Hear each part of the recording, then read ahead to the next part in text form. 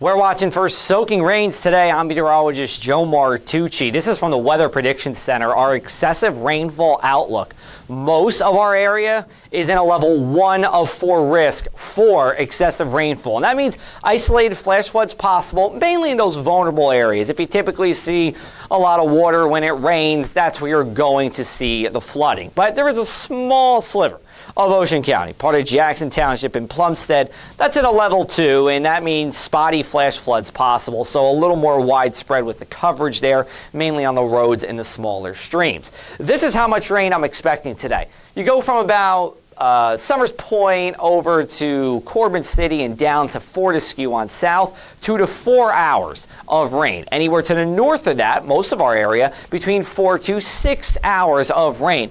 This is unusual for us. Typically during the summer, we get those pop-up showers and storms, or we get a line of thunderstorms to move through. This is going to be more of solid rain with the potential of some thunderstorms. But we get into our futurecast and we see that rain starting to move in between 10 a.m. to noon here. So if you have outdoor plans, outdoor activities, do it before 10 o'clock. Then as we go into the afternoon, some heavier rain really setting up in the far southern part of the state, Vineland, Fortescue, Shiloh. That's going to move to the north and east. We see a line of rain then coming as we go into Thursday evening here. This is going to be associated with a cold front that will eventually roll off the coast by about sunset, and then we're going to clear out as we go into our Thursday night. And Friday is just looking fantastic here across the area. I think you're really going to like what you see as we go into Friday here. We'll talk about morning sunshine mixing with some afternoon clouds across the area. No rain to speak of across the region. We take a look at our forecast rainfall totals, and this is what worries me. We got some areas with 1 or 2, possibly even 3 inches of rain. That would create areas of roadway,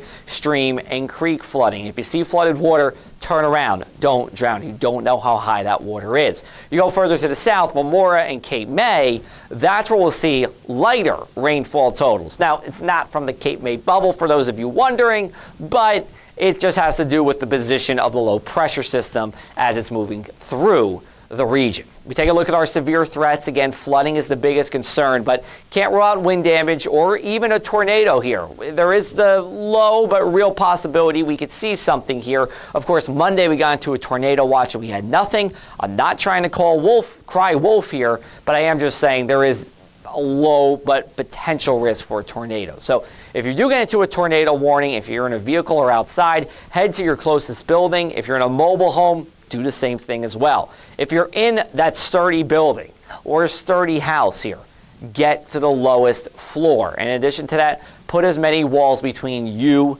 and the outside as possible. And if you have a basement, that is always best. All right, let's take a look at our hour-by-hour breakdown for Thursday. Dry until about 10 a.m. here. Temperatures around 70 degrees. We rise only to about 80 or so today here across the area. Thursday night, rain ends by about 9 p.m. at the latest. Low temperatures 65 to 70. It's a seasonable night for us. Then we go into Friday here, and again, looking really nice. If you remember what we had on Wednesday, we're pretty much going to do the same thing. We're just going to add a few more clouds during the afternoon. Temperatures a little bit higher here, but you see as we keep looping through. Early sunshine giving way to a few afternoon clouds. Winds coming from the west, eventually turning to the southwest as we go into the afternoon. Let's take a look at our inland 7-day forecast.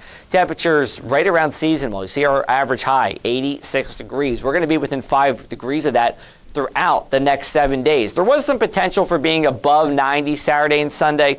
Not looking to be the case. A more seasonable weekend on tap. There will be PM storms Saturday and Sunday here. It's going to be your typical kind of pop-up showers and storms, not like what we're seeing today. And in fact, for Sunday, if you're in a place like, let's say, Tom's River or you're in LBI, I expect you to be completely dry as we go into our Sunday, as we flip over to our shore 7-day. Average high at the shore right now, around 80 degrees. We are seasonable there as well. Low temperatures also fairly seasonable too. If you go to our website, pressofac.com/weather, you can check out our Across the Sky podcast. We talked to Bruckner Chase, an ocean and wave safety expert for NOAA, who lives right here in Summers Point. He's going to tell us all about his work here with Wave Safe and how he's preparing us for entering the water, not only in New Jersey, but all across the United States.